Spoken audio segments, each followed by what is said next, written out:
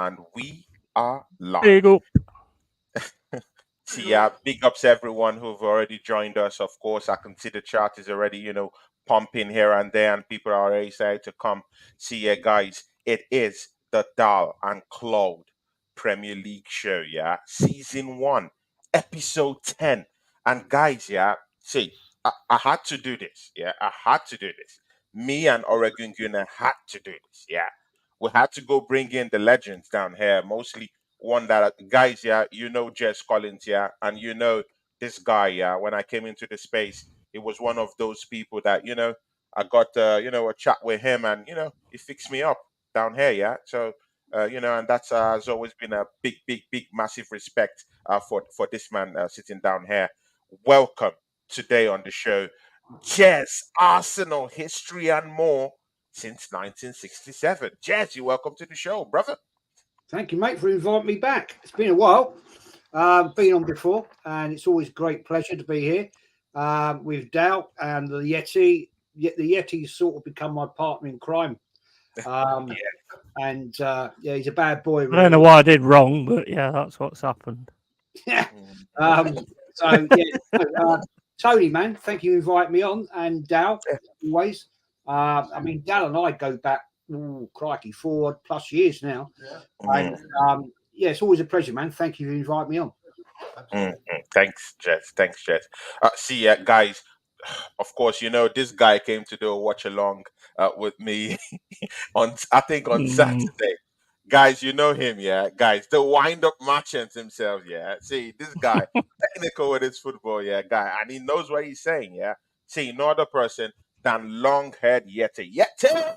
Yahoo! Yo! Yahoo! How you doing, guys? Cheers for having me on again. That Saturday was absolutely hilarious. It was awesome, man. And obviously, you said we was going to get pandered. I wouldn't say it was a pandering, but it was nasty enough, to be fair. But yeah, thanks for having me on. Dal, you're an absolute legend. So are you, Tony Claude Gunner, and so are you, Jez, as well. So it's always a pleasure to be on with you guys, have a bit of a laugh, and just a chat about Forest. If we're going to laugh, then it'd probably be Forest we're talking about, wouldn't it, really? Definitely. And see, guys, my partner in crime, yeah, it doesn't get better than this, yeah. Guys, you know this guy, yeah. 10 episodes today, yeah. And I told Oregon Gunner, you know what, Oregon Gunner? I'm gonna bring the hard hitter down here, which is Jez, yeah. And of course, Longhairedyeti. See, Oregon Gunner, it's a big party for us, yeah. Episode 10 of this show we put together, man. Talk to these people. Big milestone episode, Tony. Thank you so much for having me on the last few weeks. It's been a blast. It's just been a wild ride so far. I like a lot of the guests we've had on, but today's a special day, episode 10 with these two legends, and I see everyone filling up the chat. Great to see everyone. So let's get into it. Let's get into it. See, guys, yeah. Let's first start with the honorable thing. Arsenal 3 at home, yeah. Sheffield United 0. See, Jez will take a lead on this one. He's our special guest on this show, right? Jez, just take us through how from your lenses, how you saw that matchup on Saturday. Mostly with the team sheet, how you saw the team sheet, your emotions as it started, and how the game went for you. Well, I'll be honest. When I first saw the starting lineup, I did a prediction the night before. I wasn't expecting Kiwior to be in there, to be fair. But I knew that I did predict the midfield. I said Smith Rowe, Rice, Havertz, which doesn't surprise me at all because I think Odegaard, it is time for him to be dropped because he's been very poor in the 3 previous games. The front 3 was obviously going to be, we knew that one all day long. Saka, Nketiah and Martinelli. It was interesting. And I'll be interested to see what the starting lineup's going to be tomorrow night in the Carrier Bag Cup with against West Ham. But I mean, let's be fair. I'll give Arteta all the credit for that because he mixed the team up. He had to change something. He did it. With Jesus out, he had no option but to put Nketiah as the leading striker. And fair play to Eddie Nketiah. Look, I mean, I've given that guy so much grief, right? We all, not just you, Jess. Yeah, we all, me, Oregon Gunner, you, everyone, no one. I can't say that we've not given him stick. Yeah, Yeah, but fair play to the fella. He stepped up, scored a hat trick, and I gave him. I mean, I personally, I gave him a 10 out of 10 in my player ratings because anybody that scores a hat trick deserves a 10 out of 10. But Declan Rice in midfield was absolutely on fire. I gave him a 9, and he deserved that 9. If it hadn't have been for Nketiah getting a hat trick, Rice would have got a man of the match for me. But let's put it right. The defence really could have sat in deck chairs. Yeah, they didn't have a lot to do, did they? I mean, Sheffield United are a very, very poor team. And I would not be at all surprised. I said this earlier. Back a few years ago, Derby County broke the record for the least amount of points and wins in the Premier League. Yeah. I wouldn't be at all surprised if Sheffield United excel that and do even worse. They are not. a shocking team. Shocking team. I mean, they offered nothing. It was, I mean, the game started, it was slow start. It was, but the second half, we just absolutely destroyed them. And yeah, fair play. Well done to Arteta. You got it all right on the day. Your substitutions are timely, tactically correct. We got out of 2 players, Elneny and Tomiyasu, exactly what's written on the tin. They're not going to rip trees up, but they do you a job. And it was a great display. 5-0. Can't argue about it. Can't argue about it. Yeah, but see, yeah, guys, Jess opens up a whole different conversation. He said lots of things. Yeah, Longhairedyeti, I'd like you to take a lead on this one. Yeah, see, Jess has just said, yeah, that of course Sheffield United presented nothing, no danger at all to Arsenal. I do agree with. But this same team gave Manchester United, who we know, are a little bit on a downward spiral right now. Yeah, they struggle to beat Sheffield United. Chelsea Football Club struggle to beat Sheffield United.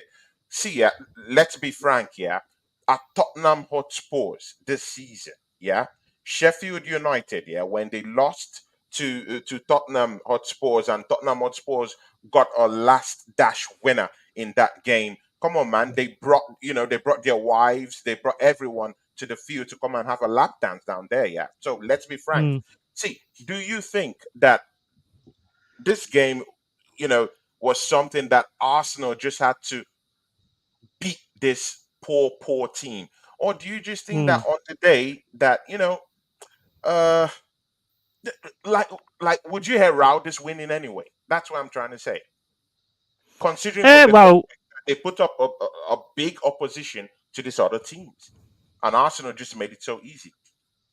to be honest, I mean, it was an easy game. Let's face it. I mean, personally, I think he should have gone like he was last season and just absolutely hammered them even more than 5-0, to be honest, because there wasn't offering anything. There was nothing there. I said before it started that basically Nketiah and Havertz has got to show up now. One of them did, one of them didn't, and Emil Smith Rowe got to come on and prove himself as well. I thought he did, to be fair. Havertz proved once again that he should be with the dinner ladies, washing the dishes and things like that, because he's not anything of a footballer that I can see. There's nothing in him. Where Nketiah is concerned, I mean, the first goal's superb. I mean, the first touch could have took it away from him. It didn't. It put it in a perfect place where he could put it in. His second one, again, real poacher's effort. Great stuff. And the third one was beautiful. Absolutely beautiful. I mean, Nketiah was that good after an hat trick. Tony was saying he was better than Thierry Henry. I mean, so you've got to take these things into account. You've got to take these things into account. And you went and you did a job. You went and you did a job against a very, very poor team. And whether it's 5, 6, 7, or 10, it doesn't matter. It's 3 points, unlike what we got. But so you've got to look at it like that. And I think it was great that he put different players in as well, to actually give them a chance and see what they're capable of. And I think as an Arsenal fan, you've got to be more than happy with that at the end of the day. I get that. Oregon Gunner, just chime in on this talk, man. Chime in on this. You've heard what Jed said. You've heard what Longhairedyeti said. Just and they're put your also spin 100% on it. right. They're all 100% right. Except we were shit the first 20 minutes. We were absolute crap the first 20 minutes. And I think you guys saw it. We all kind of saw it. The ball wasn't going really anywhere. We had a couple good shots, and then we woke up towards the end of the half and really put it on them. And I think there is something to be said about how. But to be sincere, they were on a low block. They were on an extreme low block. It was really quite hard. Yeah. That's been difficult for us all season. Anytime a team's done that, we've had troubles. But I must say, the first 20 minutes, I was like, oh, shit, here we go. Another game where we dominate and don't get anything out of it. And then all of a sudden, Arteta brought out the light bulb and stuck it in Eddie's ear. I wanted to say somewhere else. But, stuck it in Eddie's ear. And he fired up, didn't he? And so, and you guys all know, I've been praising Eddie all season. All season. Wind up matches. I was telling you, Eddie, TJ, shout out TJ Connor. We've been praising that guy all season. Come on. He's not. Yeah, 100%. If he scored, he's going to play against West Ham, he may get a goal, but I doubt he will score against Newcastle on Saturday. But with that being said, on the day, he was fantastic, and yet he was 100% right. That touch could have gone off. That first touch for the first goal, it could have gone off like we've normally seen, but he controlled it and put it in the back of the bag. And then the second one was brilliant, and the third one was absolute stunner. But that's 5 out of 31. Let's not forget the real guy.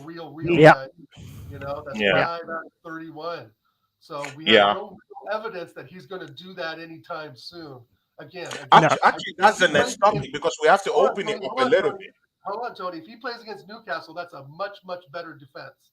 And those are the games where that's where it's on Arteta to switch it up. Because he should know that Nketiah can score all day against Sheffield, Luton, etc. But when it comes to real challenges like Newcastle, right, that's where Arteta needs to make the switch. That's what my opinion, right? Now West Ham, maybe get him on. He's on a roll. But when that Newcastle game comes, Arteta needs to make a real decision on who he's going to play up front because I think Eddie will be ineffective during that game.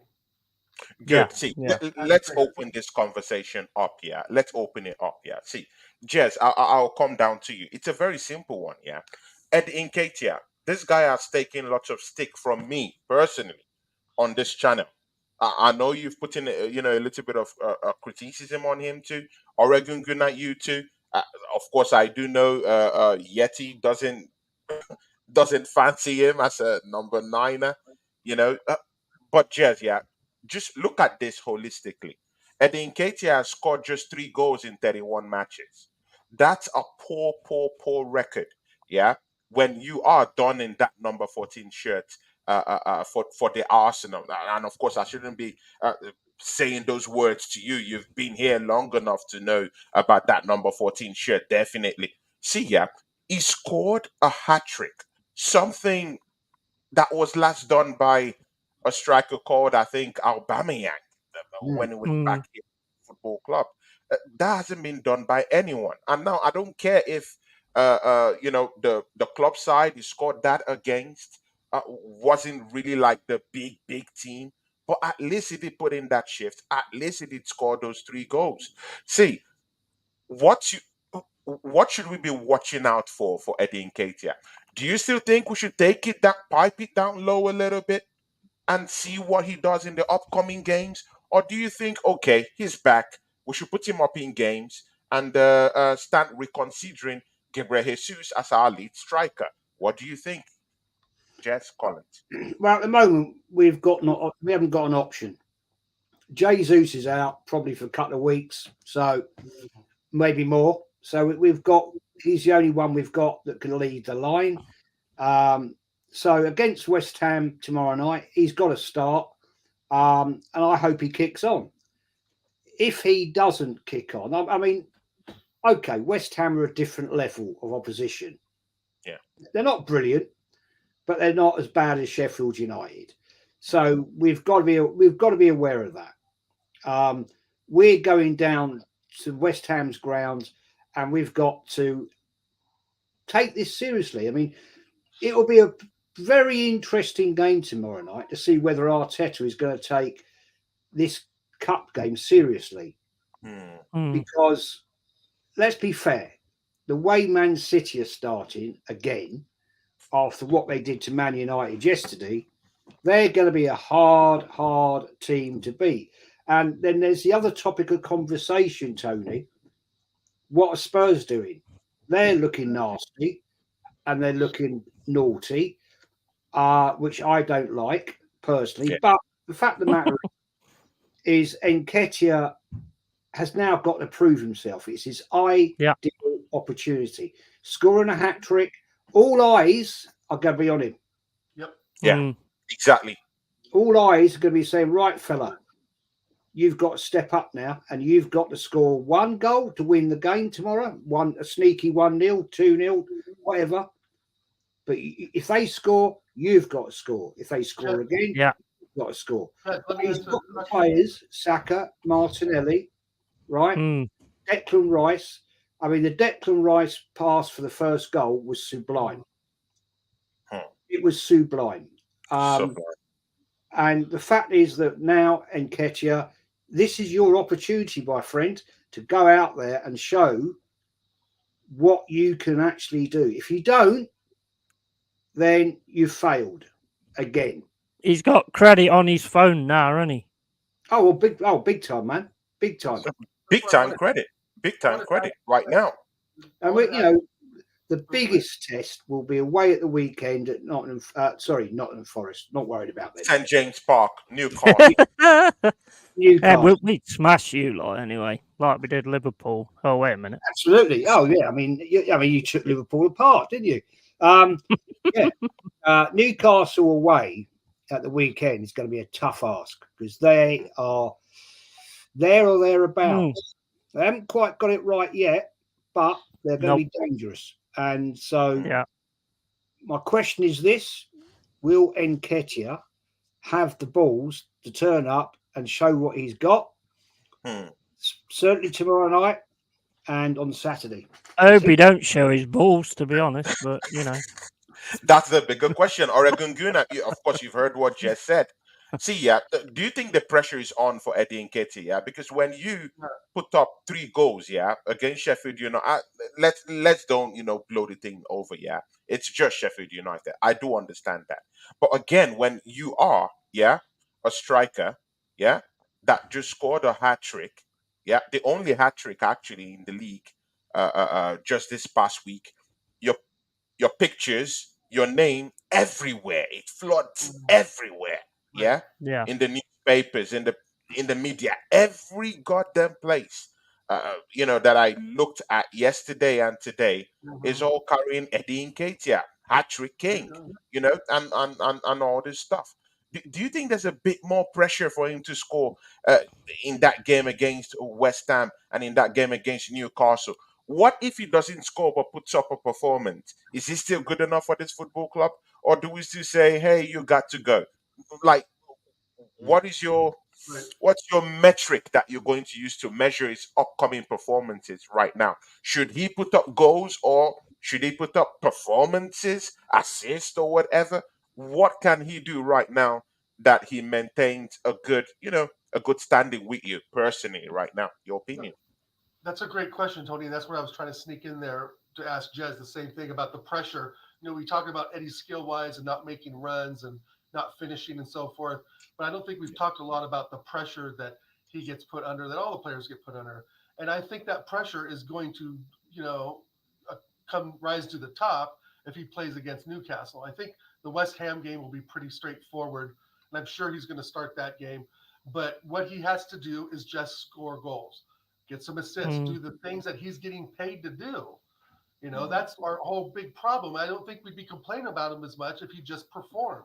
I'm not telling him he has to score a goal or to a brace or a hat trick every single game. That's not what we're asking for. What we're asking for is consistency, Yeah. consistency, right? Show If up, show up, show up. yeah, if he scores a goal in a tight game, let's say on a Monday night at Everton in the rain, and it's 1-0, and we come out of there 1-0, and he's the only one that scored, I'm going to give him praise because he actually did his job. But he's actually got to, number one, at least shoot the ball, right? Mm. I mean, Mm. for many games we saw where he wasn't scoring, he just wasn't shooting when he's had opportunities or taking bad shot selections and so forth. So maybe after beating, like, our man Deji says, Dusty Sheffield, maybe some of that pressure will be off for the West Ham game, right? And Mm. so I think if he performs in the West Ham game, which I'm sure he's going to get the start, you know, and like I said earlier, then Arteta has a real decision to make about Newcastle. Now, if he bags a brace or a hat trick against West Ham, then that's a whole other conversation going into the Newcastle game, because then you can say, okay, now he's scored, let's say 6 goals. This may be a run, right? So in that case, if he does score, I would say 2 goals or more in West Ham, because we're pretty sure he's going to get the start, Yeah. that perhaps that should give him the start with Arteta and eye out for the performance that he puts in the first half at Newcastle. Because if things don't go well in the first half, then he'll have, at least some, power to pull him, right? I wouldn't keep, if he performs in West Ham and doesn't look good at Newcastle, I wouldn't keep him in for the whole game. I'd pull him at halftime at Newcastle. But if he performs at West Mm. Ham, I would say he earns a spot to start the Newcastle game. But there's Mm. other options we can put up front, right? We have Havertz, Martinelli, Trossard. So there's something to think about. And I think Jez is There's right. We'll something to see. think about. Yeah, Who's yeah. be back on Saturday. Yeah, So definitely. See, Yeti, I'll bring you into the fray, yeah, because definitely you're a neutral one in in this whole conversation, but you do know more Yeah. about Arsenal football because you give us a lot of stick too. So, see, yeah, look at Eddie Nketiah, yeah, look at him Mm. as a number niner.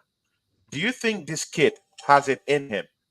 Yeah, as a number nine. Yeah, and again, when you do see what he did on Saturday, you can sense there's something there. It might not be good enough for the Arsenal. Yeah, but you do sense that there's something there. Do you think if this guy goes ahead, yeah, and scores against West Ham, gives a good account of himself in that Newcastle matchup coming up in the weekend, do you think Arsenal should still keep him in any way? Do you think he's Well, that guy? Think he can it's down to the fact of if he doesn't carry on where he's gone from now, then he's done, mate. It's game over.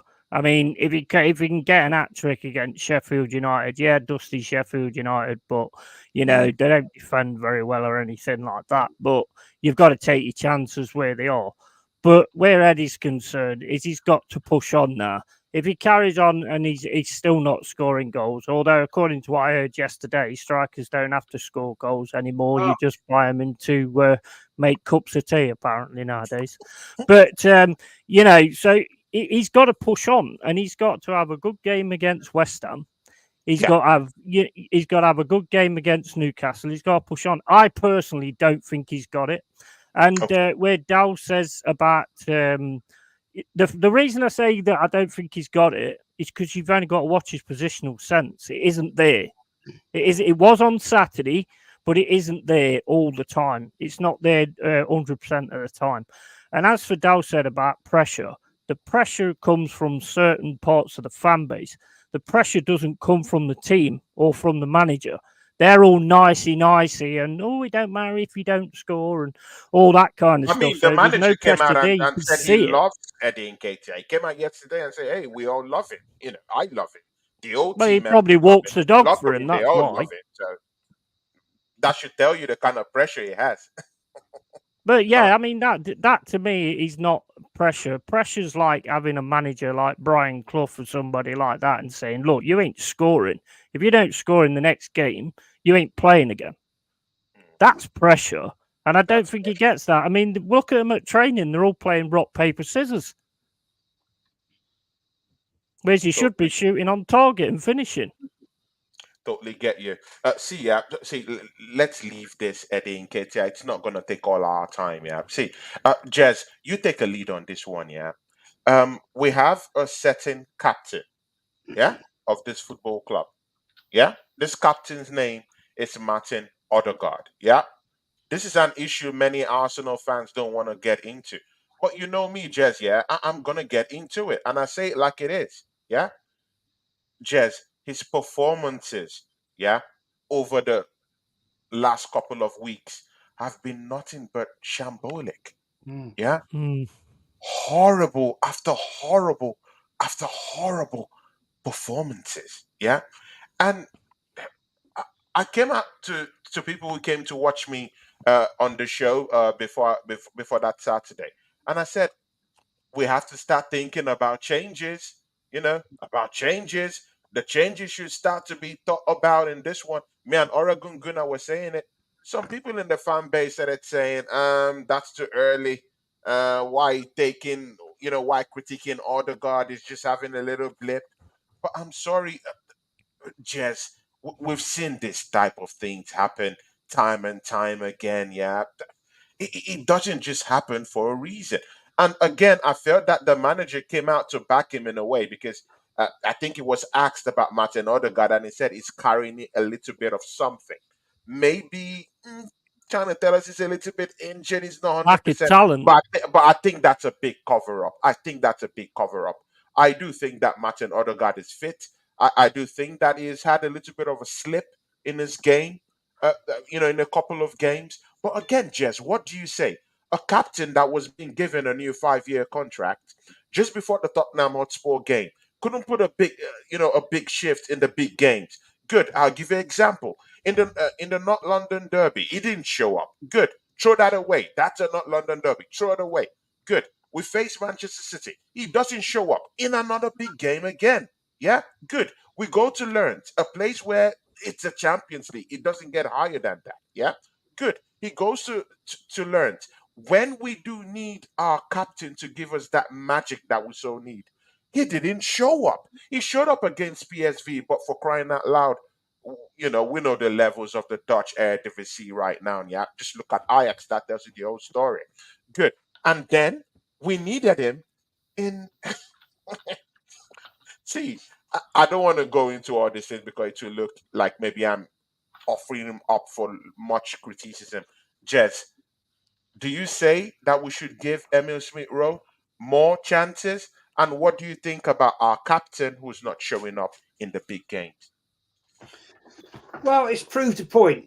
First of all, I think the injury thing is just a smokescreen. That's Arteta Mm. Mm. protecting the player by saying he's got a niggle, whatever. If a player is really injured, you would say, well, he's got a calf strain, thigh strain, groin strain, whatever. You don't just say, oh, and walk away from it. I think Arteta has been quite rightly ruthless and said, look, mate, you're not the levels at the moment. You're not playing well. I'm dropping you, and we'll give the captain's armband to Saka.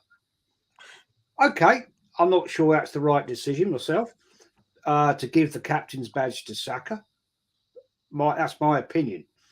I think there's a far better candidate than that, but Mm. he needed to be dropped, Tony. he has not been Spurs, right? Hmm. Against Seville, he was crap. Against uh, Man City, crap. Oh, that was the worst. Oh, So at the end of the day, he needed to be benched. And I Mm. want him benched tomorrow night because I'll tell you now, it's a cup game. In a cup game, you have to have players that will turn up and fight for the cause. yeah, I don't think he will. And I'll tell you what, if he starts tomorrow, yeah, it will prove to me one thing about Arteta. He's a bloody liar. Well, we know he's a liar anyway. He's full of shit at the end of the day. So, yeah, Odegaard, right now, mate, you're just not the levels you should be as a captain. Personally, if you do get back in the team, which we know you will, okay, yeah. give the arm badge to Rice, Declan Rice. Declan Mm. Rice, He has big far candidate, more to say. posing figure. Hmm. Well, you look at the last couple of performances. He's in midfield. Like when we got that goal back, he didn't celebrate it. He just got on with it and said, "Come on," and he was bigging up the crowd. Come on, come on. Yeah. You know, when do you ever see Odegaard do that? Never. When do you ever see Odegaard having a go at players? Never. At all. Silent is the nice guy. And this team, you don't need nice guys. You can't be a nice guy of the ship. If you're the captain of the ship or the team, whatever, however you want to say it, you've got to be a nasty bastard. Tony Adams was a bloke. Patrick Vieira on match time. I'm sure off the field, Tony Adams and Patrick Vieira are lovely, lovely people. For 90 minutes, you're on that park, right? Yep. You're going to get the wrath of the captain. Right? That is what the captain's there to do. He's there to kick you up the arse and say, mate, you are playing crap. Sort your game out right now. Okay? That's what captains do. Roy Keane, when he was captain at Man United in their glory days, they were, you didn't mess about with him. He'd kick you into the bloody crowd if you were playing crap. Yeah. That's what captains do. Odegaard is not captain level, and so therefore it needs to go somewhere else. Well, again, does it unsettle the team? Because you've just opened up a can of worms. Yeah. See, Declan Rice just walked into this team, mind you, for big money. Yeah. So if he comes into this team just in the first season, and we do have someone like Bukayo Saka who has been performing now in context here, he's been performing season after season, carrying us, for seasons after seasons after seasons. Very pivotal to the way we actually got this Champions League slot this season, So when you're looking at that captain band, we do know Saka is not that vocal person. But again, does it unsettle the stability we have, Jez? Are you thinking towards those lines in any way? A captain has to be vocal. When the team is dipping in performance during the game. Now, I've always been an advocate. Right, some of the best captains we've ever had, midfield, defence, right? Because they can see what's going on.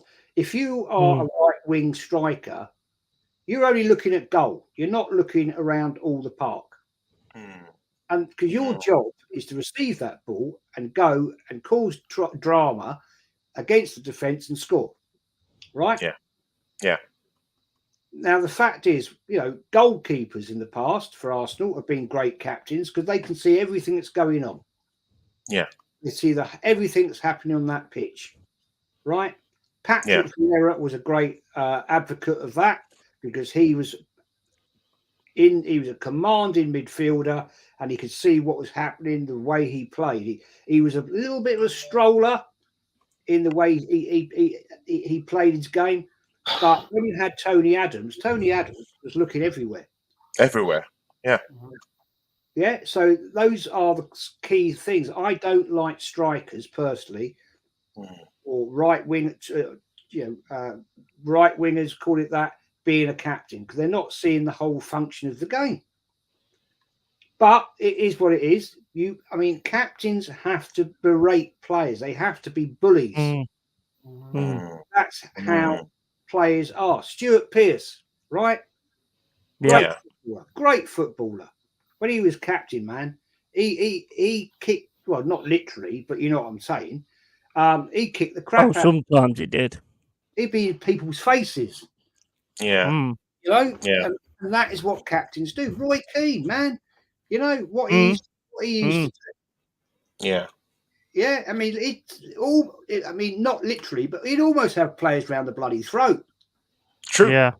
Fact. That is what a captain is. A captain is running the show. They're running the whole setup of the team. They're telling players, get there, do that, do this. You're not doing your job. Sort yourself out. I'm sorry, Odegaard is probably a lovely guy. Yeah. He's a bang average footballer. He's about the levels of what Mikel Arteta was, and that's all he's ever going to be. and he's not captain level. Sorry. Nah, Yeah, it's not. no, I totally agree with you. But again, to both you, Longhairedyeti, and of course Oregon Guna. Of course, you've heard what Jez have just said. Yeah, I agree with him completely. Yeah, but the rebuttal to this, does this unsettle the Arsenal team right now? Is this a conversation we should be having right now?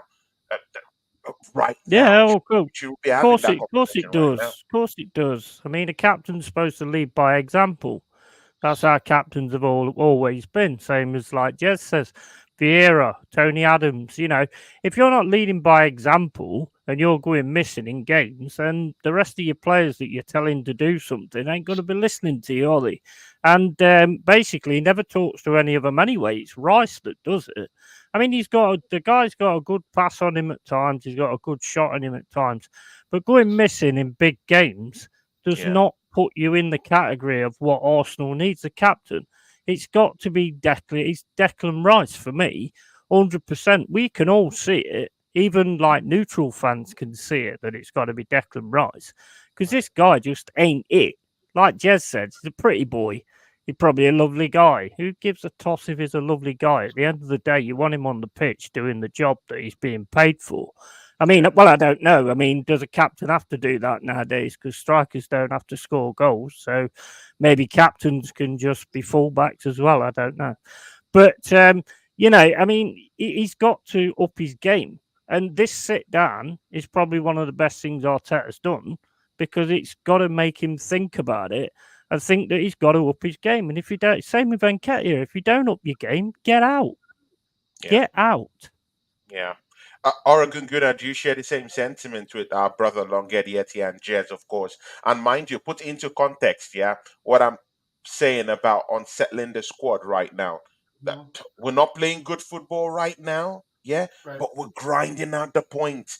Do we need something extra right now to kind of like put these players, knock them off their perch right now? Or should this be something that should be looked at maybe at the end of the season? Or something like that. I do also understand that, of course, you need to, you know, get things done quickly. But does this unsettle anything?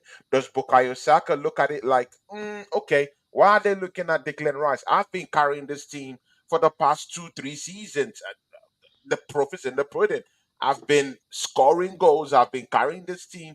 Uh, Right. do you think other team members will be looking at it like, Declan Rice just walks in here, yeah, gazumps the whole thing, yeah. Tough guy, Well, playing good football, you know. right. Do you think Speaking. there'll be that little bit of an animosity, behind the scenes with these players right now? Yeah, you're going to get a split up. You're going to get, you know, guys that are in Odegaard's camp and guys that'll get in Rice's camp. But the fact of Mm, the matter is, they all wear the badge and they all play for the same beloved club. So mm, if they're weak enough for those personalities to take over, then we have to really evaluate the whole squad as a whole. It's not just Odegaard's fault. Now we've made him the fall guy a lot, yes, because he's disappeared and he was yeah, rightly to get dropped. And the thing is that he's not the steal we need. We've got Declan Rice, we've got Party, but I think Party's out. I think Party's gone in this summer coming up. I truly believe that. yeah. Maybe even January. And then we've got, of course, Jorginho. So I, I want him gone as well. I think I want I him don't gone as well. I don't mind if Odegaard goes. I don't care if Jorginho goes. I think Party's on his last leg. So we've got a little more problems now that we dive deeper into this conversation. It's beyond Odegaard because, again, Odegaard can only do what he can do. Like Yeti and Jess said, Yeti said he passes a ball, combs his hair nicely, and has a little trick or two and scores the occasional goal. But I think last season he bagged 15, and he's got what, one or two this season, if any? I don't even Yeah, recall because he's missing. It's his time of the year. Tomorrow's his big day to be a ghost, but he needs to show up tomorrow if he's picked. I've just, yeah, I've, at times we see brilliance, but like I've said before, he needs 3 or 4 yards to do what he needs to do. And when you play Hmm. teams that play close man-to-man coverage and play up, push up on you, he's fucking useless. He's as light Yeah, as a feather. He's yeah, just a few more pounds heavier than Vieira. And the trickery's nice, but we're in a different era, right? This isn't the Serie A and La Liga where you can be tricky and roll up the pitch. No, you get tricked, you get knocked on your ass, and that's Mm. what's Mm. he's just been getting dominated in midfield, unless it's Sheffield or Bournemouth or some other lackluster team. He looks amazing, right? I was giving Yeah. him 9 tens against Bournemouth, but he looked very even kind of sus against Sheffield. You know, Yeah, he's yeah, easy to read as well, to be honest. I think Yeah. Yeah. Sheffield. So he would have had that same performance, maybe that he had against Bournemouth, but he had two crap games. So with me, it's kind of like he's also a traveling player, and he's a traveling player for a reason. He's been to what 4 different clubs since he's like 17. I I think he's just one of those guys that's kind of a luxury to have as well. He's kind of an Ozil part two, as long with Havertz. So Mm. I mean, you look at Havertz, Odegaard, Party may be leaving. Jorginho, we know's never been good enough, Yeah. really sustainable player. So the only one I'm looking at is Rice. Mm. The only one I'm looking at Yeah. has a real strong future and Mm. actually gives a shit about the badge is Rice. I Mm. mean, you can throw ESR in there, but his days are numbered too. So I Yeah. mean, everything we talk about ESR is this. But again, we should also remember the pressure. The pressure is also on Rice right now. He's the only midfielder we're looking at right now to give us the goods in the middle of the Yeah, park. Yeah, he's Yeah, always yeah. moving from 6 to 8. Rice What seems is mature he in to this handle team? that. What is he in this You, team? you Are we needed what keeping you him back? needed. Yeah. You needed a Madison, but your big brother got him. Well, Yeah, that's a that's whole true. big can of Well, worms to be opened. we need Yeah. someone like a Rodri. We need someone like Zubimendi. We need to start looking at some of these, La Liga teams and possibly some of these Serie A teams. We need a Ryan Gravenberch like Liverpool has. That guy's a monster. Yeah. I mean, he's Today, powerful. the rumor was Real Sociedad's player Zubimendi. Yeah, Right. and mind you, Pedro Neto, who Arsenal were already looking at already, just got a hamstring injury. Is gonna be off for about 12 weeks. That takes us even through to January. So forget about Pedro Neto right now. Chouameni, who we're also looking at too, that one too has also gone off too. So you know, Yeah, I don't think I he's really going think we anywhere. have to look for attacking midfielders come January. I Big ups to the fight week show. Big players. ups to the fight week show. Yeah, He gave big us up, a man. 4.99 pounder. I love the fight week show. Big ups to you, my brother, man. And he says something. He says, "Big up, my bro Tony. Jazz in the house. Yeti and Oregon Gunner. Big love to you all. Big game versus West Ham coming up. I want to compete and win in every available trophy for us. Big ups to you. I Proper love the fan. fight week Proper show. fan. Proper guy, proper gentleman. And of course, he had a massive show with Lee Gunner. Yeah, everywhere Lee Gunner touches, yeah, he blesses up the place. Everywhere Lee Gunner touches, he blesses up the place. Yeah, it was down there last weekend for the Tyson Fury Francis Ngannou matchup, and he blessed that show for that brother. So big ups to you, the Fight Week show. See, Jez, this is the last one we'll talk about Arsenal. Yeah, and I want to bring up a topic about this guy. Yeah, he slipped through the cracks. Yeah, uh, he hasn't really been given much criticism. He's that kind of player that is a little bit divisive in a way. Takiro Tomiyasu. Yeah. Mm. Big performance coming into that game in the Sheffield United. Big performance against Sevilla. Every time we've needed him this season, he has been that standout character. Yeah. I remembered when Julian Timber came into this team. Everyone said, "Oh, okay, this guy will never get a sniff in this team again." Jez, many people, including me, Back in the set.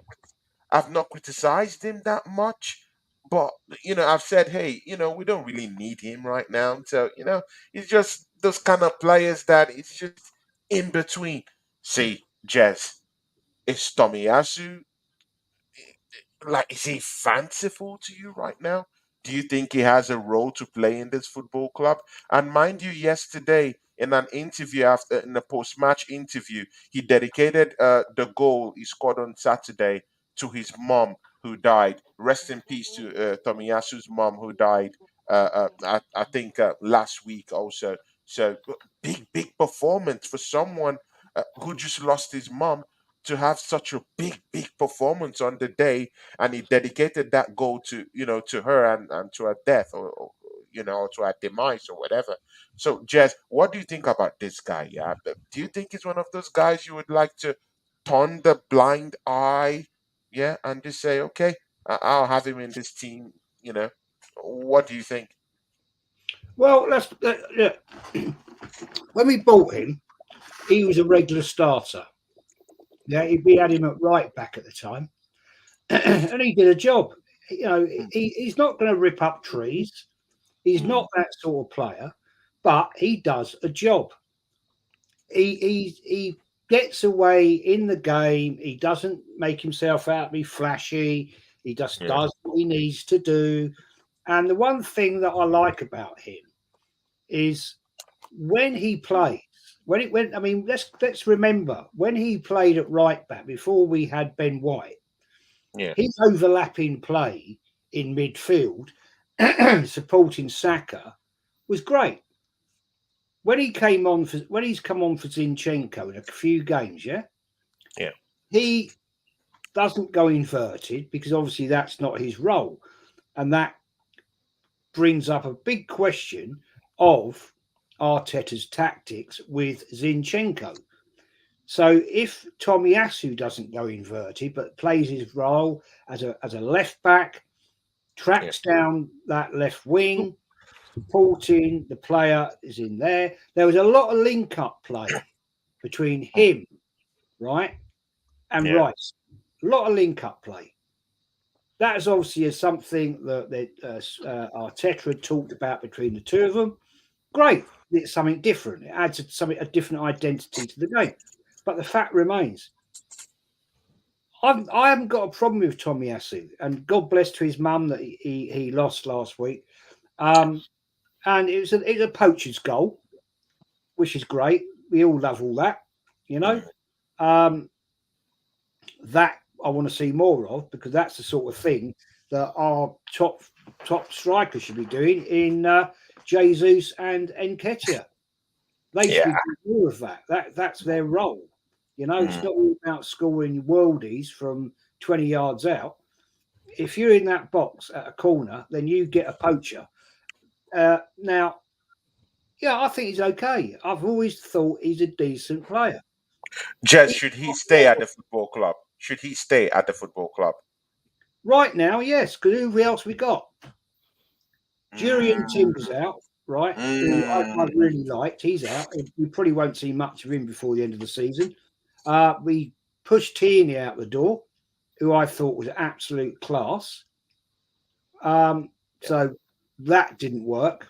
So Zinchenko, this inverted bullshit against top level teams like the bigger teams, Man City. yeah, Oh God, do I have to say this? At the moment, Tottenham. Breaks my heart to say that, but there we are. The fact is that I can't say about Man United because they're absolute crap. But it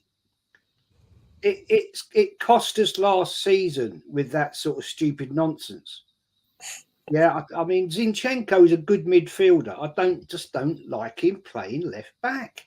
yeah, He's yeah. a weak player at left back. Tomiyasu is far more solid. He's more reliable. He does the job. His Yeah, overlapping work down that left wing with Martinelli linking up with Rice in midfield. yeah. Before I shut up, it's an interesting point. Mm, mm. When And, Tomiyasu, and again, he does know how to defend. He knows how to he defend. does know how to defend. That's his role. But interesting point. If you noticed, right, during that game, yeah, Yeah, two players, right, Tomiyasu when he came on, and Declan Rice were very, very conservative with the way they passed the ball to Havertz. mm, It was like they're thinking, no, I might have a better option in a minute. yeah, And that is a concern for me because that says to me, even the players are thinking, mate, you are crap. Mm. mm, mm. Yeah, guys. Jez is dropping bombs, yeah, dropping bombs down here, yeah, guys. The Southern Gunner have just given us $5. Big up to him. Yeah, It's been you are true. saying something, Jez. Yeah, yeah, yeah. True. Fact. I believe it. I believe it. Oregon Gunner, what do you have to say? Have a rebuttal for what Jez have just said. No, my rebuttal is that they're all crap. It starts to spiral down. I mean, I just don't think this is the season we're going to get what we wanted from last season either. You know, I don't Mm, I don't see I don't see where again the creativity is coming from because Odegaard just isn't doing his job, right? yeah. And Tommy Yasu, with regards to him, it he's good, but I want great guys. I just think he's good, and there's Mm, better players out there. I mean, I Mm, you know he does a job. He's kind of almost like an El Nene to me, and I know no disrespect. I love my guy or any other Tommy fans out there, and you know he has looked good the last few games, so keep playing him. But I just don't think he's a long term solution. You know, if we're gonna be consistent and challenge for the title each and every year and push for Champions League each and every year. I just don't know if he's the one to get us there because I think there's mm. better players available. You know, in summer markets we could probably pick up. Pick With up. that Yeah. said, with that said, he he he looks better to me than I would want him in a midfield playing an inverted more role more than Zinchenko. Mm, I, I think Zinchenko's days for me are pretty much done. Um, you know, we got use out of him last season, you know, playing the inverted role. But I think this season, again, I've said it before, there's a lot more to me on the line this season because last season we proved we could do something. So this season we really, really have to show up. And yeah. obviously we haven't looked like in some games like we're even going to show up at all. But with that said, we need to still continue the search for greatness and not settle for good. You know, and Tommy to me is a real solid good. And again, he'll do an El Neni type job. He got a great goal, Sheffield, his first goal, I think, for Arsenal in his 50th game. So I don't think he's just absolute rubbish. You know, I take what I said back. They're not all crap. But Yeah. Yeah. there's players that you can look at on the squad and say, okay, I can upgrade that player. I can upgrade this player. I can upgrade this player. You know, and I know that sounds more like FIFA, but when the rubber hits the road, it really is like FIFA. If you have the money mm, to go out and get the greatest players available, and you Mm. know, Tommy Asu, I still think was sort of a you know another kind of a Kai Havertz purchase. We had no clue who this guy was. Who this Well, guy was? Yeah. I knew who Kai Havertz was, but we didn't. Tommy Austin was kind of a surprise signing because we didn't know who he was, but we signed Kai Havertz, someone we knew was shit, but brought him in anyway. So He I was just don't. even a Tottenham. It was a Tottenham reject. It was a Tottenham Chelsea reject. They reject. rejected it. Chelsea reject, right? So because we saw for 3 years what Kai Havertz was made of, but I doubt any of us were watching Tommy Asu at Bologna for 3 seasons, you know. And Mm. I don't know where they even how they found this guy. Maybe he performed well in the Japanese national squad, you know. And when you start pulling these players, I feel like we revert back to finding a gem.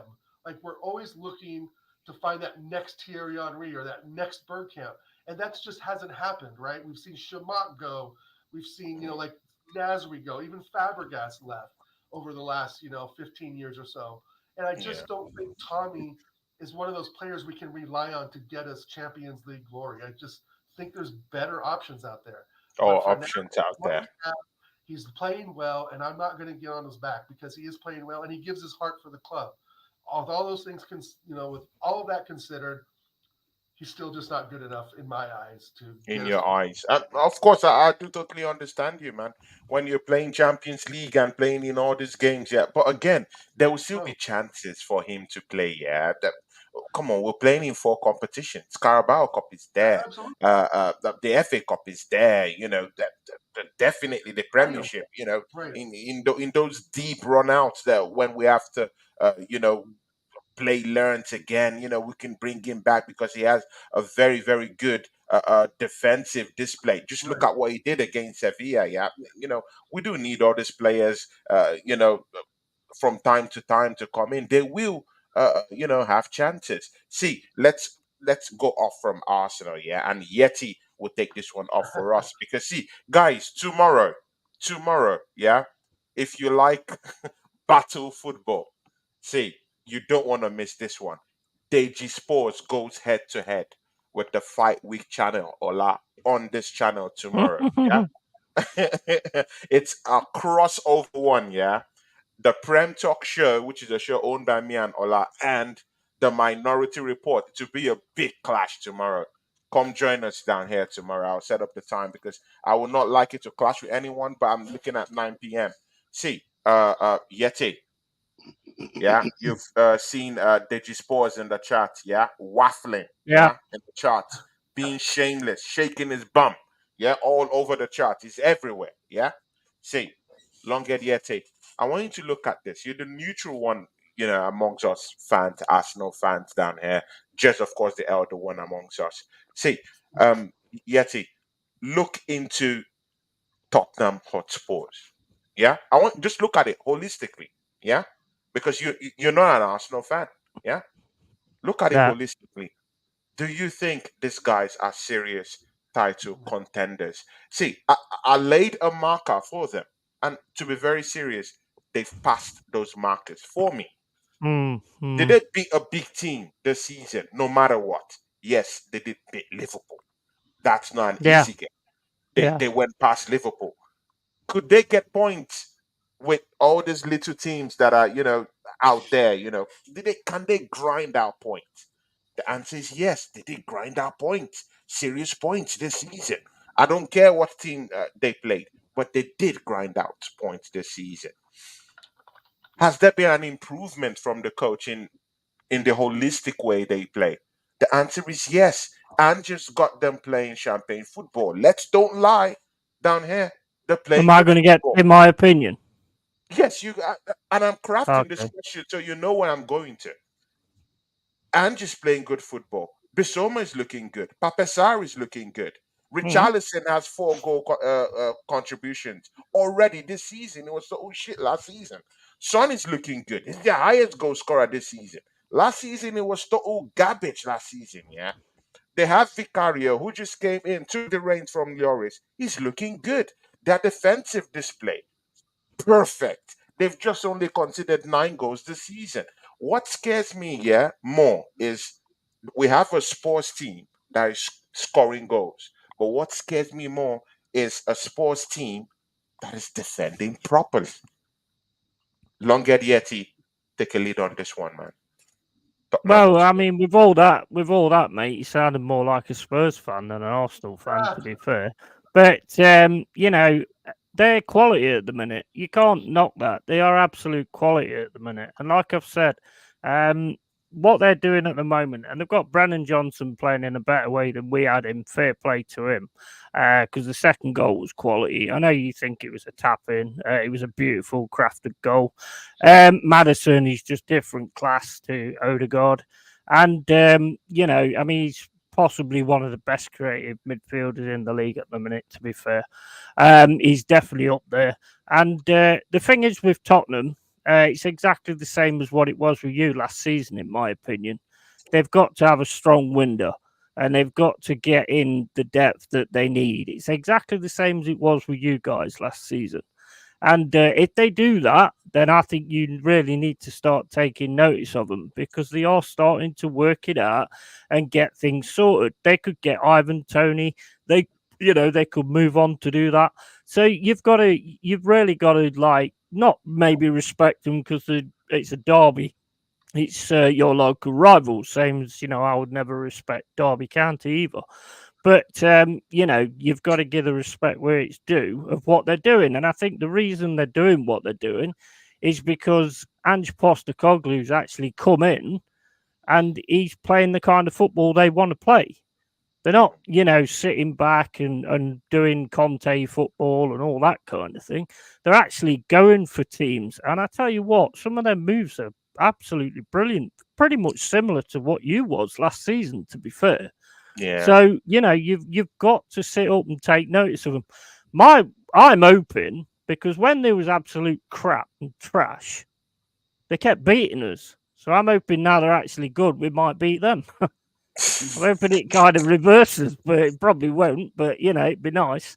But yeah, you've got to sit up and take notice of them. But they have got to have a strong window, and they've got to bring in more quality than what they've got on the bench. The first 11, absolutely brilliant, but an injury to Madison, game over, lads. Game over. Game over.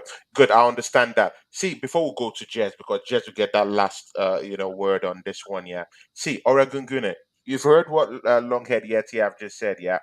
See, he said something. He said it was the same kind of, it's similar to what Arsenal did last season, yeah. But this Mm, is where I have a problem with that statement. mm, Tottenham have an experienced manager, someone who knows what it means to win. And I True. cannot say the same thing about Mikel Arteta. I'm sorry. Yeti, I do understand what you said, but for Yeah, crying I out get loud, where you're coming yeah, yeah, from. yeah, for crying out loud, Get yeah. where you're See, coming from. I don't like Tottenham Hotspurs. I hate that team. I was talking more the Literally, playing style and the way they are playing, we're not playing. actually the fact that you've got a donut like Arteta as a manager. But guys, yeah, see, this guy has won in Australia, yeah, put up wins in Japan, yeah, came a little bit closer home, yeah, gone to Scotland with Celtic, puts up performances down there, won the league down there. He's a winner. It's not the same thing with Mikel Arteta, who was right. just Pep Guardiola's cone guy. Let's be Mm. frank down here. Yeah, let's be frank down here.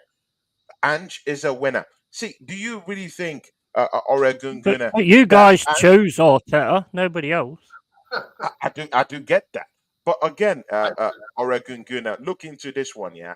Ange is a winner. He comes in, transforms Tottenham Hotspurs, how they play, how they're scoring goals, and again, how they're defending. Because last season there were shambles in the defense. Right now, they're looking good. Van der Ven is down there. Dyer sits in the bench. Yeah, people keep saying they don't have a bench, but what happens when Ivan Perisic comes back? What happens now that Bentancur is now back in the fray? Johnson, Mm-hmm. Brennan Johnson was looking good just last Yeah, week. So, when we're saying that they don't have a bench, you can also put that in context too. See, it's when you have a defence, mate. winner, It's defence. They good. lose a When you have a defender, it's winner, when Dyer you have a coming in. winner, when you have a winner, when So you have a winner, you're putting up this wins. What do you think, Oregon Gunner?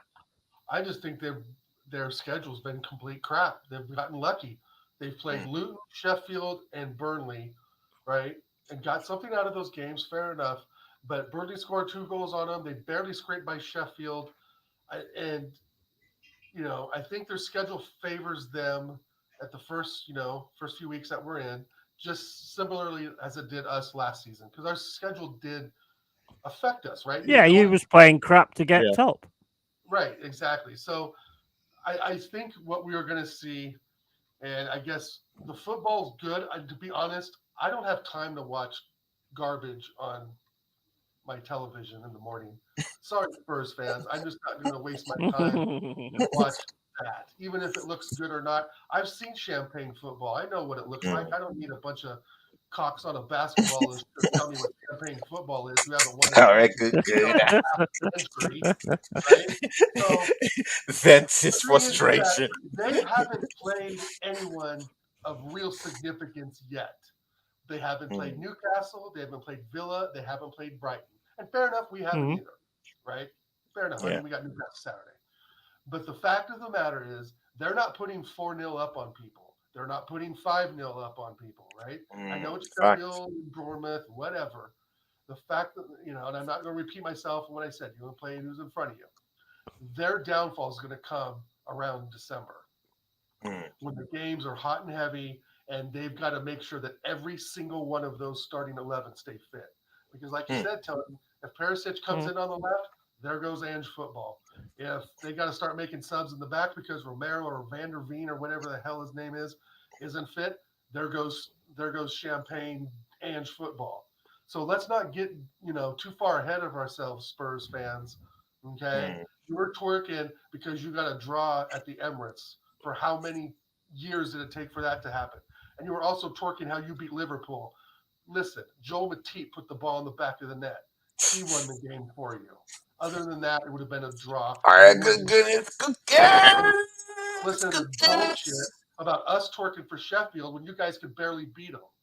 You know, yay, they have better players than some of the other teams. But let's be real. Leeds have won more. Ipswich have won more. Huddersfield have won more. Arsenal have won more. Tottenham is a club I equate with like Wolves and Bournemouth. They've absolutely won nothing in 40 or 50 years but an Audi Cup. So yeah, fair enough. Why is it now like a big five to accommodate Spurs? We got to accommodate the little man on the totem pole because they can't get it done in a 4-group season.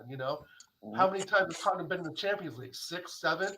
It's like the downfall is coming, and I believe it's going to come in December when Arsenal and City remain top. Liverpool will have a short blip as well. But the thing is, to think Tottenham's going to keep going on this run of these 2-1 miracle games where you're snatching wins at the end, Deji, please have some respect for yourself. Go get a dust rag and go to your trophy case and do some dusting because you ain't going to see a trophy this season. You're not going to see a Carabao Cup. You're not in the Champions League, and you sure as fuck ain't going to get a title. So I'm out. Epic takedown, yeah. Epic Drop takedown. Mike. Mic drop, yeah, guys. See, Jess Collins, because Jess Collins has been to more, not London derbies than even, anyone down here, yeah. Jess, what do you think about Tottenham Hotspurs this season? Top of the league, 23 points. Well, yeah, I mean, this is a tricky one. I mean, you have to say well done. They're top of the league. It pains me to say that. I mean, I hate Tottenham. Absolutely detest Tottenham. As much as I detest Man United, but that's a totally different argument. But the fact remains, we have to sit here and say, well, they are top. How long will they remain top? They have an absolutely exceptional midfielder in Maddison. We should have bought that guy. We could have bought him for 35 million quid. Yet we absolutely wasted 65 million on Laia Havertz. Absolute waste of space. Who I actually said at the start of the season, I hope there's a player in there. I believe there is, but so far we ain't seen him, and I'm not sure we ever will, to be honest. I just don't think he's the levels for the Premier League. That's it. Fact. Go back to Germany, and I'm sure you'll be fine. Now, getting back to your point, Tottenham Hotspur, will they keep that track going? I don't think so. All right, they've played us and they've played Liverpool. So 2 of the top 6 they've played. They haven't come up against Man City yet. That'll be a leveler. And they haven't come up against Newcastle. That'll be a leveler.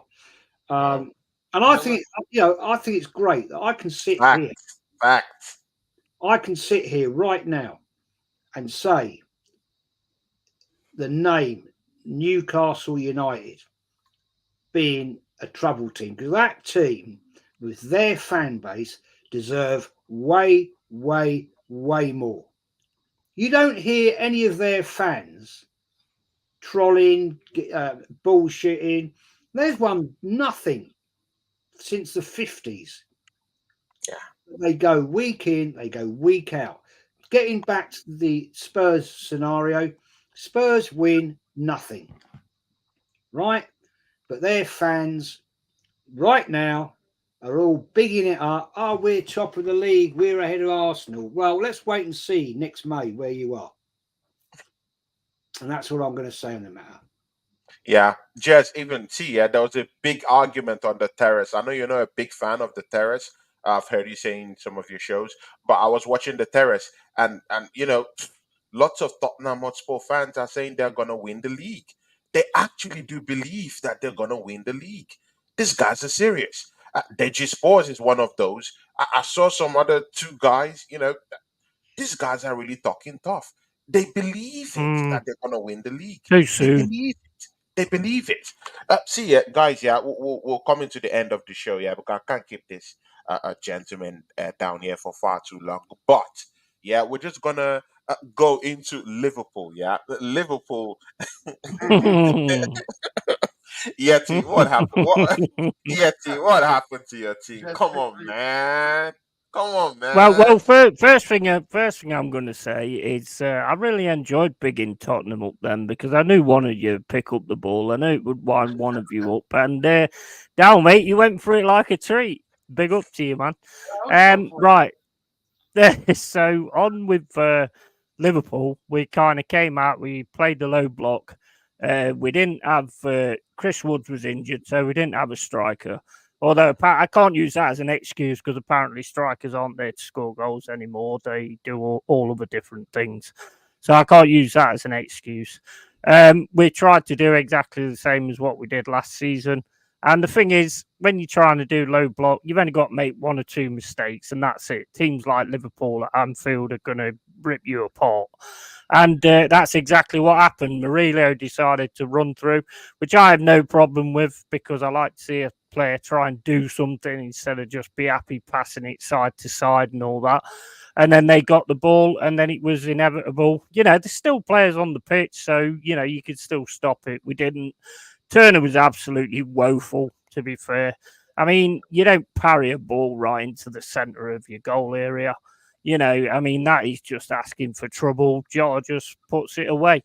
And then Turner again, he's got to have a sit down because what the hell he was doing for that third goal, I have no idea. No, what is he doing out there? And then trying to hit it with his hand when he's outside the box. I mean, come on, man. I mean, it wasn't good. It wasn't good from us at all. And we got what we deserved from Liverpool at the end of the day. Klopp said that basically Cooper would have been really annoyed that he didn't have Chris Woods because then they could have played down. We could have played down the sides. I mean, to me, you can still do that. I mean, the whole point of being a manager is adapt.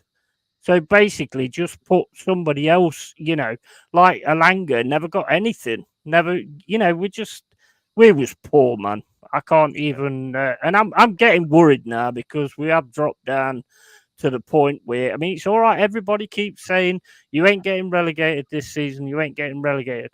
You can soon drop down into that block. I don't care what anyone says. You can soon drop down into that block. And the worst part about it is we're giving them points. We gave Luton a point. So the teams we're actually going up against, we're actually giving them points. So it's a worry for us. And I tell you what, it's not going to. I said top 10 for this season, but I tell you what, there's no way it's going to be a long hard one. This is, and it's going to be another fight to not get relegated. Big style. Hey, Yeti, you and I talked the other day. If this doesn't turn around, you got to let Steve Cooper go. There's just no. Yeah, 100%. I don't see an out. I don't see an out for him at all if the results don't get better. And so if that's I think that's what'll happen as well. Is there a manager you'd like to bring in that maybe none of us really kind of noticed? That's maybe someone you've noticed. Well, there is one. I mean, that everybody else mentions, like Simeone, but I don't know whether he actually would come to us. I'd like somebody like that, to be quite honest with you, or a Postecoglou, but you ain't going to get that now because I like that style of play. I would rather go for it every single game and lose 6-0 than just basically sit back and not really do anything in the game. And like somebody said in the chat, a 1 year is a massive miss for us. And we got Divock Origi, he's injured. Why are all these players getting injured? We've got nearly 6 or 7 players injured. No wonder we keep signing 60 of them, with them all keep getting injured all the time. It's crazy, man. Jez, please, I'd like to bring you into this one. Yeah. See, do you think Nottingham Forest will get the chop this season in terms of relegation battle? Just before you make that decision, yeah, be reminded Sheffield United looking shambolic at the dregs of the table. Yeah, Burnley looking horrible. Struggled with them as well, to be fair. 4 points in 10 games. Yeah, Luton 5 points in also 10 games too. Yeah, Everton is also in the fray for the chop too. Bournemouth looking horrible too with just 6 points in 10 games. See, does Nottingham Forest get the chop this season, or do you think they're gonna come up and get something done and survive like they Nah, did Forest last season? Aren't going to go down. No, they got too much about them. They'll end up mid-table. I mean, Sheffield United, mate, they're done and dusted. Luton Town, they ain't got enough, and it's then anyone out of that bottom five. I personally, I hope it won't be Everton because they have the second longest run in top flight football outside of Arsenal. I think 54, 55. That was the last time Everton were relegated. Somebody in the chat may be able to get the exact right year of that. But, with the history of the club. But the thing is, the point I want to make here is I just don't understand. I mean, back in the 80s, 70s, 80s, Nottingham Forest, Liverpool, they were the two big boys, right? Okay. Something somewhere dropped off with Nottingham Forest. Two European Cups on the bounce. Yeah. And then it all started to slide away. I mean, I think that's such a great shame. I mean, I've been to the City Ground on quite a few occasions, and it's a fantastic place to go. The crowd are amazing. It's a what I call an old school ground, which gradually, as the time moves on, we're losing these now because times change. And Goodison Park, that's about to go next season. One of my favourite grounds I've ever been to. Fantastic ground. But I don't understand what happened with Nottingham Forest. I really don't. They were a top level team, and they just disappeared. And they've come back, which is good for the Premier League. And they're not going to go down, man. They'll be all right. They'll be mid-table. Mid-table, right? Just a lot of bad decisions. Yes, that's what happened, and a lot of bad owners as well. And just not putting the money in that we needed to put in. And then all of a sudden we did it, and then we managed to get into the Premier League. We had a tough season last season, and this season ain't going to be no different. I mean, I'm 100% on that now. That this season's not going to be any different. We're trying a different style. But if you ain't got the certain players that work that style, then it's hard to actually do it. So you have to keep going to the low block. I do think we'll have a patch where we all of a sudden start picking up points and getting somewhere. So yeah, I mean, it's a difficult one for us at the minute, to be honest. I mean, it's bloody annoying. The one thing that winds me up the most, if you watch that Liverpool game, why can we not pass to each other? What are we doing on the training pitch?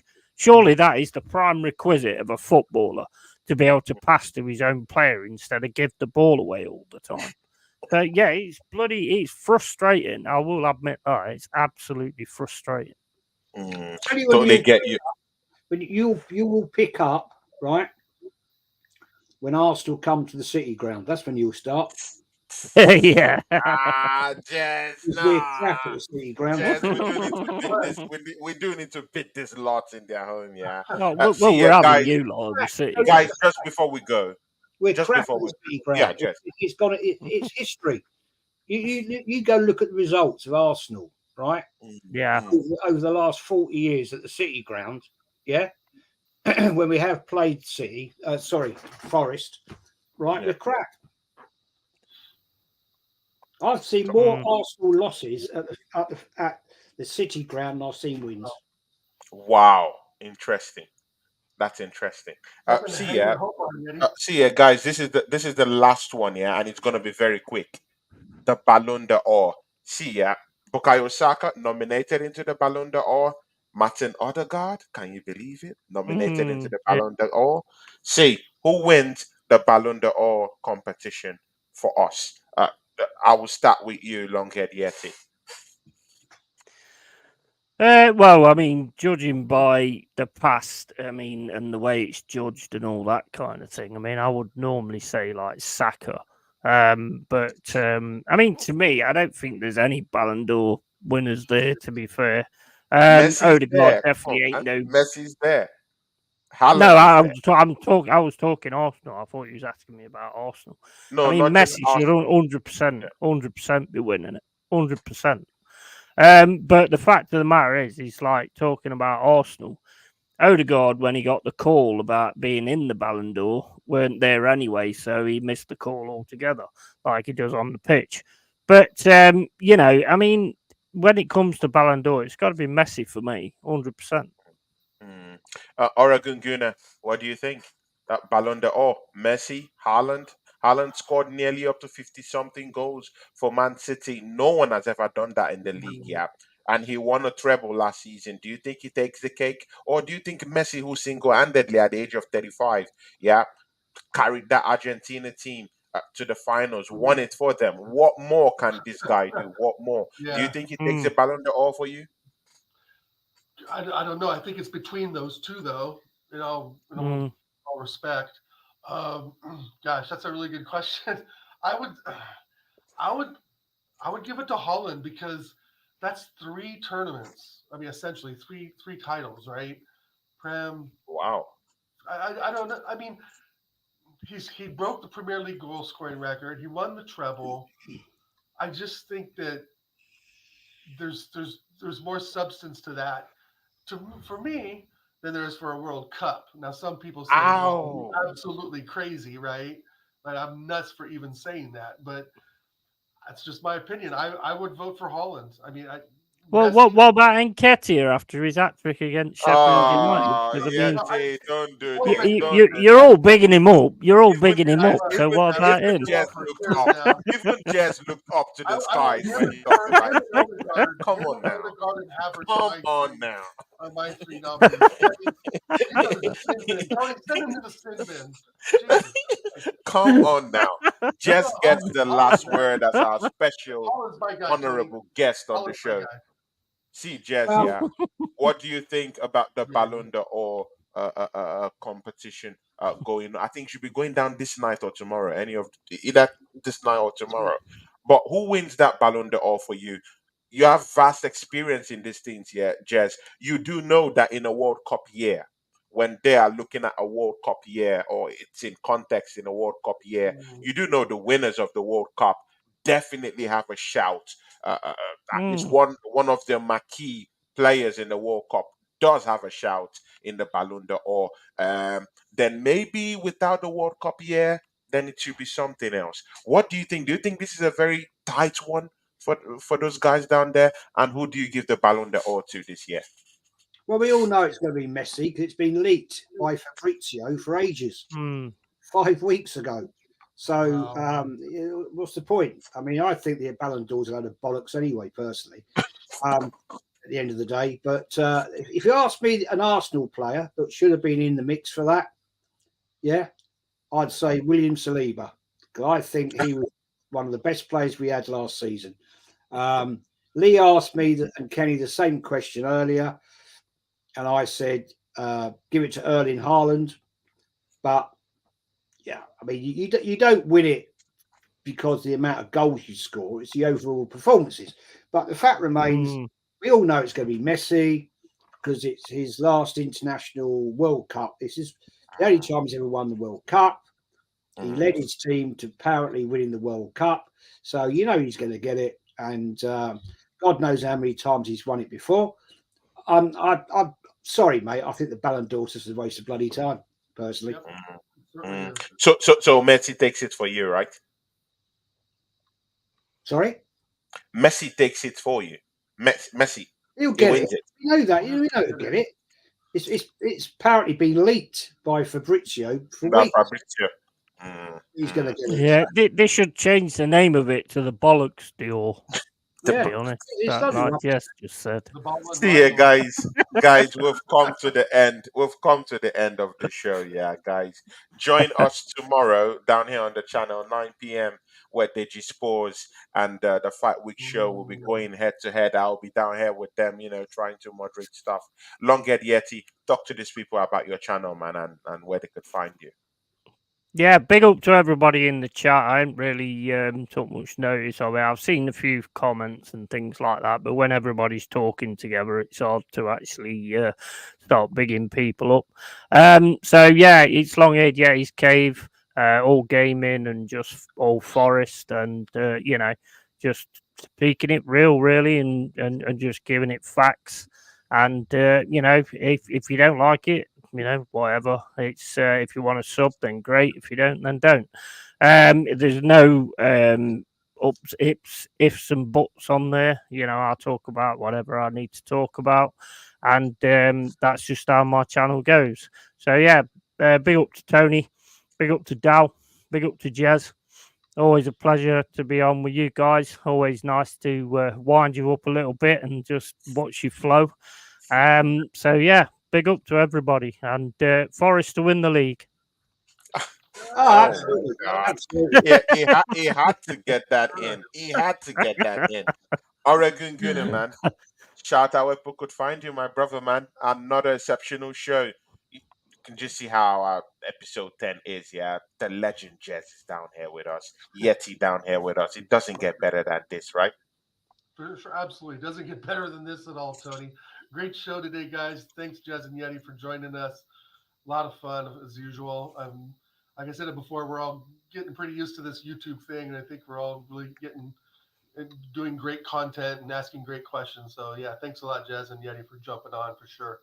And as No for worries. everybody else in the chat, good seeing everybody. Wolf, the Assembled, here to there, Carl Rossi, Mama Flossie. So yeah, great show today, Tony. Thanks again. You can find me at YouTube at Oregon Goon, at Instagram at infamous_Dow, and every Friday at 9 p.m. on the American Idiots Show with TJ Warren and Connor, the graphics guy. Yeah, So yeah, exactly. I think Exactly. that's Friday. I'm not sure who we have Friday. We're trying to get John Sinclair on. Shout out John Sinclair from Newcastle. Trying to get him on Friday. So if he's watching, please contact me or TJ John. Big ups. See ya, guys. Jez, Collins, please talk to these people, man. Tell them where they could find you. And Jez, thanks for coming to the show today, man. I really do appreciate it, man. Thanks. No, mate, thank you, Tony, for inviting me on. It's always good, I like going to different channels, and it's not the first time I've been on here, that's for sure. Dow, legendary, top fella. Known you now, what, 4.5, something, 4 years, whatever it is. Quite a while. The Yeti, my sort of partner in crime. Yes. And yeah, it's nice because we got a lot of things in common. It's not just football, man. It's all kinds of other shit. So that's all Yeah. cool. Yeah. But my channel is Arsenal with History and More. Come over there and give it a sub at some point if you're new. I get all different people on my channel to chat about whatever. I mean, sometimes I stoop as low to get Forest fans on. I mean, Mate, I go lower to be on an He had Arsenal to channel, get that so in. He had to get that in. He had to go below the belt. I obviously He had to go below the belt. but, no, it's all good, man, and great chat tonight. I've been watching the comments. There's been a couple of interesting salty debates going down there, but that's all part of the fun. And it's always good it mixes it up. But Tony, Yeti, now it's been a great show, man. Thank you. Thank you very much. Guys, yeah, remember to join us at 9 p.m. tomorrow, UK time, yeah, because of course, Ola of the Fight Week channel is coming down here. Digisport is coming down here. Join us for that big one. While we also thank Yeti for coming to grace this occasion. That's twice in over 3 days, man. That's big, man. Yeah. Thanks, Yeti. Yeah. Thanks. And of course, the legend, Make yeah. sure you put the money in the post. Exactly, man. Thanks for all the super chats, everyone. Brown envelopes will be coming in, man. And of course, guys, yeah, no other person Big Put than and the Jess whole family will Collins be coming coming for to, you if you don't. yeah, and no other person Exactly. than Jess Collins coming to, Man for the mafia. grace this show again for us, man. Big ups to Jess, man. From me and Oregon Guna, we are out.